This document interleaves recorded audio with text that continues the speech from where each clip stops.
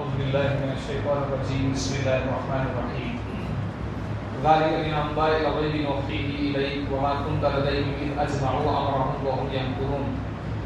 یہ غیب کی خبروں میں سے ہے جو ہم نے آپ کی طرف وحی کی ہے جبکہ آپ ان کے پاس اس وقت موجود نہیں تھے جبکہ انہوں نے اپنے معاملے میں اتفاق کیا جبکہ وہ بری تدبیر کر رہے تھے. وما اکثر الناس ولو حرصت بالمؤمنین، اور اکثر لوگ ایمان لانے والے نہیں ہیں اگرچہ آپ امید باندھے ہوئے ہو. وما تسألهم علیہ من اجر ان هو الا ذکر للعالمین، اور آپ نے ان پر اس پر کوئی اجرت نہیں مانگی، بے شک وہ سارے جہان والوں کے لیے ایک نصیحت کا پیغام ہے.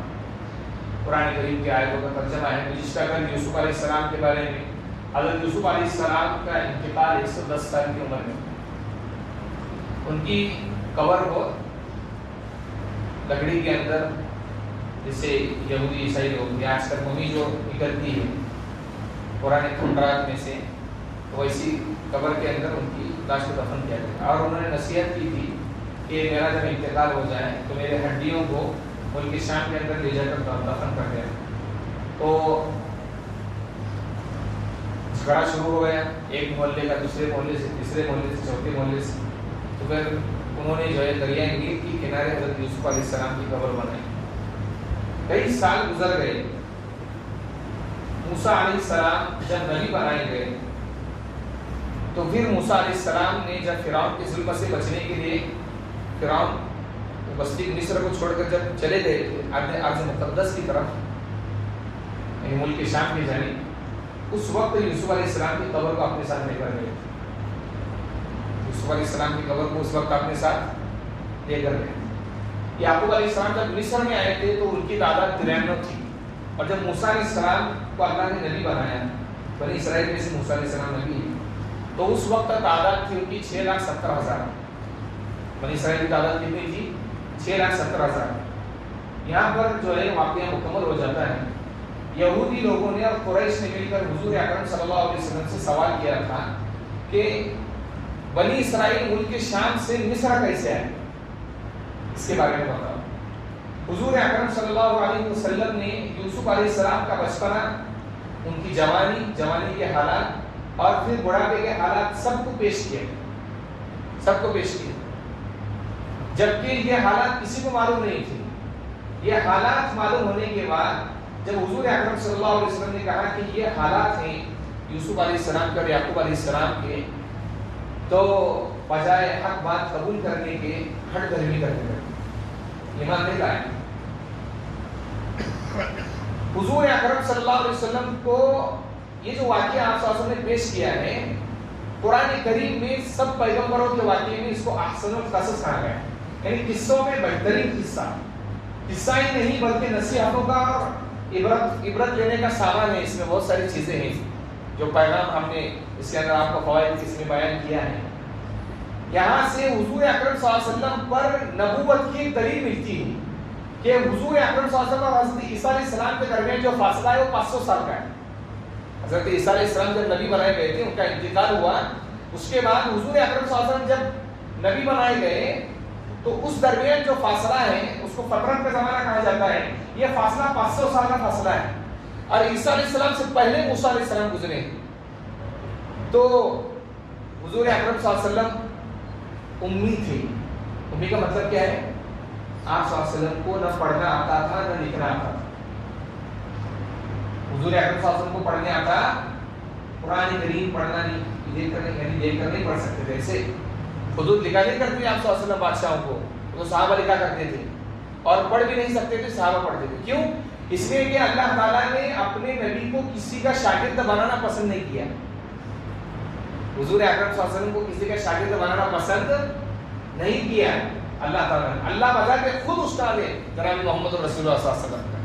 اور یہ سب سے بڑی دلیل ہے کہ حضور اکرم صلی اللہ علیہ وسلم نہ لکھنا جانتے تھے کہ بھائی قرآن کی کتابیں پڑھی ہو، توریت پڑھی ہو یا زبور پڑھی ہو، انجیل پڑھی ہو، یہ نبیوں کی کتابیں پڑھی ہو اور اس میں سے بتایا ہو، تو ایسا بھی نہیں، کیونکہ حضور اکرم صلی اللہ علیہ وسلم کو پڑھنا آتا نہیں تھا. اور حضور اکرم صلی اللہ علیہ وسلم صرف 2 مرتبہ ملک شام کا سفر کیا ہے. ایک مرتبہ جب بچپن میں کیے تھے تو واپس لوٹا دیے تھے راستے میں سے، راہب نے لوٹا دیا کہ جاؤ بھائی یہ نبی ہے، اور ہو سکتا ہے نعوذ باللہ پہچان نہیں کی اس یہودی لوگ کو قتل کرتے ہیں واپس جاؤ. اور ایک مرتبہ حضور اکرم صلی اللہ علیہ وسلم شادی سے پہلے حضرت خدیجہ الکبریٰ رضی اللہ عنہا نے بھیجا تھا کہ ملک شام میں جاؤ ہمارا مال بیچو. اب مال بیچنے کے لیے آدمی کیا کرتا ہے؟ گڑبڑ کرتا ہے، مال بیچے، وہاں سے دوسرا مال لے اور فوراً آگے.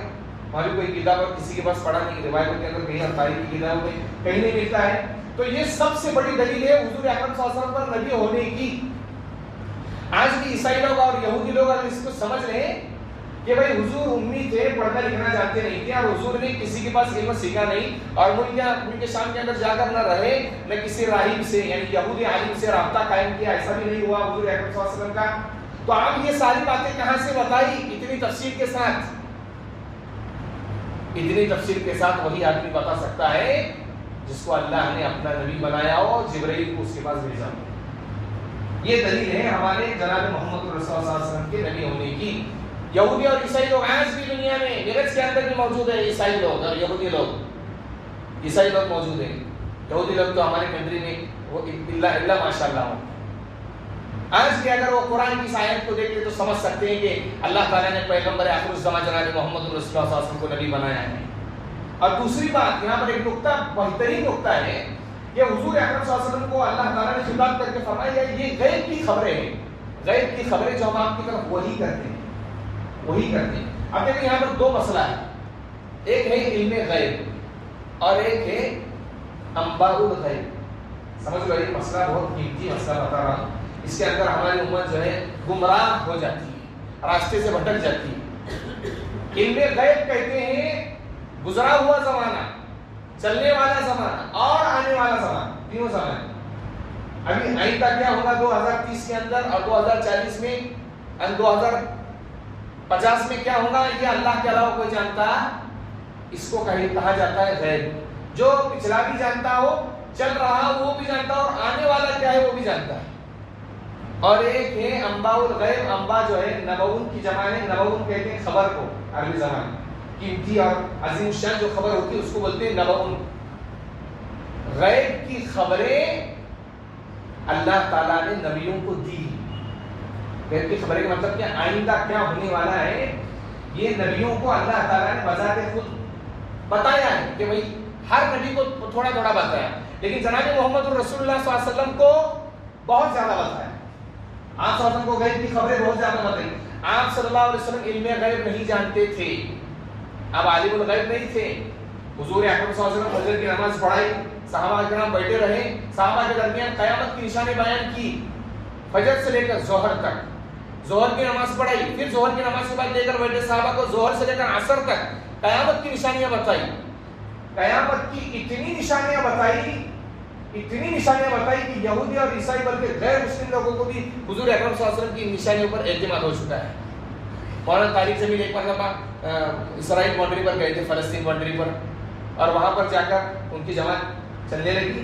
جماعت کے ساتھی سے یہودی نے پوچھا آپ کے فجر کے اندر نماز پڑھنے والے لوگ کتنے ہیں؟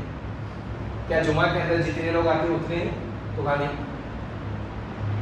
تو کہا آپ کیوں پوچھ رہے ہو؟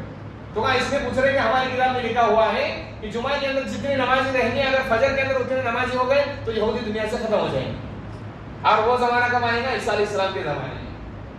حضور اکرم صلی اللہ علیہ وسلم نے غیب کی بہت ساری خبریں بتائی، یہ سب کچھ بتائی. ابھی تک 10 سال پہلے بتاتا ہوں آپ کو، 10 سال پہلے ہمیں یہ بھی معلوم نہیں تھا کہ مسجد کے اندر گانا بجے گا. ہم نے کبھی سوچا تھا ایسا؟ بھائی گانے تو بجتے باہر، لیکن مسجد کے اندر گانا بجے گا یہ ہمارے دماغ میں تھا نہیں. لیکن آج ابلیس جو ہے موبائل ٹی شروع ہو جاتا ہے مسجد کے اندر گانا. حضور نے خبر دی تھی کہ مسجدوں میں ناچ گانا ہو جائے گا، موبائل کے رنگ ٹون گانا بجنا شروع ہو جاتا ہے. ماں باپ اذا ولدت الامۃ ربتها، ماں باپ اپنے آقا کو جنم دیں گی. ماں باپ اپنے آقا کو جنم دیں گی مطلب کیا ہے؟ اولاد ماں باپ پر راج کریں گی. پہلے کے بزرگوں دیکھو، تاریخ اٹھاؤ کبھی، یعنی 10 سال پہلے سے اٹھاؤ، ماں باپ ایسا پٹک کے مارتے تھے، اولاد فرما بردار بنتی تھی. اور آج ایسا ہے کہ اولاد جو بولے گی وہ ماں باپ سنیں گے. اذا ولدت الامۃ ربتها، حضور اکرم صلی اللہ علیہ وسلم بہترین قیامت کی نشانی بتائی. بلکہ یہ بھی بتایا ترکی کے اندر جو ہے سمندر کا پانی کم ہو رہا ہے. حضور نے بتایا یہ ترکی سمندر کا پانی جو ہے کم ہوگا اور اس کے اندر سے سونے کا پہاڑ ظاہر ہوگا. اور مسلمان نہیں بلکہ دنیا کے کتنے لوگ اس سونے کے واسطے لڑیں گے؟ 100 میں سے 99 لوگ مریں گے. یعنی سوچیے اگر 1 کروڑ لوگ اس کے لیے جنگ کرنے کے لیے گئے سونے کے واسطے، پہاڑ کے واسطے، تو 99 لاکھ لوگ مریں گے اور 1 لاکھ بچیں گے. اور جو بھی سونے کو لے کر آئیں گے مصیبت اور بلا کو لے کر آئیں گے. اور آج لوگ اس کو تلاش رہے. کتنی نشانیاں بتائی حضور اکرم صلی اللہ علیہ وسلم نے، ساری نشانیاں آہستہ آہستہ آہستہ آہستہ پوری ہوگی. ناچ کا نام ہو جائے گا، زنا عام ہو جائے گا. زنا ہم پہلے زمانے میں یہ سوچتے تھے کہ بھائی مرد کسی عورت کے ساتھ سو جائے یہی زنا ہے. اور آج دیکھیے زنا کی کس میں واٹس ایپ پر چل رہا ہے، فیس بک پر چل رہا ہے، باتیں ہو رہی ہے، رنگ ٹون کال کر رہا ہے. زنا عام ہو جائے گا. راستے پر کھڑے ہو کر زنا عام ہو جائے گا. شاہراہوں پر، راستوں پر، گلی کوچوں میں زنا ہو جائے گا. عام ہو گیا ایسے. نافرمانی عام ہو جائے گی. خدا کی مسجد میں رہ کر خدا کے باغی بن جائیں گے لوگ. آج یہ ساری نشانیاں کیا؟ حضور اکرم صلی اللہ علیہ وسلم کو غیب کی اللہ نے بہت ساری خبریں دی. آپ عالم الغیب نہیں تھے. آپ بتاتا ہوں میں، آپ عالم الغیب کیوں نہیں تھے؟ آپ عالم الغیب اگر ہوتے تو حضور اکرم صلی اللہ علیہ وسلم جنگ احد میں مسلمان کیوں ہارتے؟ جنگ احد میں مسلمان کیوں ہار جاتے؟ اللہ کے نبی اگر عالم الغیب ہوتے، جاننے والے ہوتے کہ ہاں معلوم ہے مجھے، تو پہلے ہی بتا دیتے کہ دشمن کا لشکر پہاڑ کے پیچھے سے آنے والا ہے، وہ خالد بن ولید لے کر آنے والا ہے. نہیں، لیکن جنگ احد میں مسلمان ہار گئے. سگے چچا جن سے بہت زیادہ محبت کرتے تھے ان کے جسم کے ٹکڑے ٹکڑے کر دیے گئے. حضور اگر پہلے جانتے تو بتاؤ اپنے چچا کو بھیجتے وہاں پر. حضور اکرم صلی اللہ علیہ وسلم کی اولاد 2 سال کے اندر حضرت قاسم رضی اللہ تعالیٰ عنہ کا انتقال ہوا. اگر حضور کو معلوم ہوتا تو حضور کوئی تدبیر بلند منصوبہ کرتے، لیکن حضور کو معلوم نہیں تھا. حضور اکرم صلی اللہ علیہ وسلم جنگ احد میں آپ صلی اللہ علیہ وسلم کی جو آپ نے ٹوپی پہنی تھی، لوہے کی ٹوپی، ایک کافر نے ایسی ماری، عقبہ بن ابی معیط غالباً اس کا نام آتا ہے، اس نے ماری تو حضور اکرم صلی اللہ علیہ وسلم کے دانتوں کے اندر وہ سڑیاں گزری اور آپ صلی اللہ علیہ وسلم کے دانت مبارک سے خون آنے لگا. طائف کے میدان کے اندر جا کر حضور اکرم صلی اللہ علیہ وسلم مکہ والوں سے مایوس ہو کر جب طائف کے ملک طائف شہر کے پاس جانے لگے، اگر حضور کو معلوم ہوتا کہ طائف والے بات ماننے والے نہیں ہیں تو بتاؤ طائف جاتے حضور اکرم صلی اللہ علیہ وسلم؟ نہیں جاتے. جب حضور اکرم صلی اللہ علیہ وسلم نے طائف کا سفر کیا، تینوں سرداروں نے حضور اکرم صلی اللہ علیہ وسلم کی بات ماننے سے انکار کر دیا، بلکہ اتنا کہہ دیا تھا حضور اکرم صلی اللہ علیہ وسلم کو اگر آپ نبی ہیں نعوذ باللہ تو میں آپ کی بات نہیں مانتا ہوں، کہ اللہ کو آپ کے علاوہ کوئی نبی ملا ہی نہیں. اگر اللہ نبی بنانا چاہتا تو مالدار کو نبی بنانا. یہ باتیں کہی آپ صلی اللہ علیہ وسلم کو. اس سے کیا پتا چلتا ہے کہ حضور اکرم صلی اللہ علیہ وسلم علم غیب جانتے نہیں تھے. ہاں اللہ تعالیٰ نے غیب کی کچھ خبریں حضور اکرم صلی اللہ علیہ وسلم کو بتائی تھی کہ آئندہ زمانے میں یہ ہوگا یہ ہوگا. کتاب الفتن اگر بخاری شریف کوئی بھی حدیث کی بڑی کتاب اگر آپ پڑھیں گے اس کے اندر آپ کو ملے گا قرب قیامت سے پہلے حضور اکرم صلی اللہ علیہ وسلم نے یہ باتیں فرمائی. حضرت ابو ہریرہ رضی اللہ تعالیٰ عنہ سب سے زیادہ حدیث یاد کرنے والے صحابہ میں سب سے زیادہ حدیث یاد کرنے والے صحابی حضرت ابو ہریرہ رضی اللہ تعالیٰ عنہ 60,000 سے زیادہ حدیث یاد تھی. فرماتے ہیں میں نے امت کے سامنے وہ حدیثیں پیش کی ہیں جس کو امت سمجھ سکتی ہے، جس کو امت سمجھ سکتی. اگر میں امت کے سامنے وہ حدیثیں پیش کروں تو امت مجھے قتل کر دے گی. امت مجھے کیا کر دے گی؟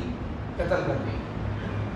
تو جناب محمد رسول اللہ صلی اللہ علیہ وسلم عالم الغیب نہیں تھے، غیب کا علم جاننے والے نہیں تھے. اللہ قرآن میں کہتے ہیں لا يعلم من في السماوات والارض الغیب الا اللہ. زمین و آسمان میں اللہ کے سوا کوئی غیب کا علم جاننے والا نہیں، کوئی غیب کا علم جاننے والا نہیں. تعویذ والے کو نہیں بتا سکتے کہ آئندہ سال آپ کا دکان چلے گا کہ نہیں چلے گا.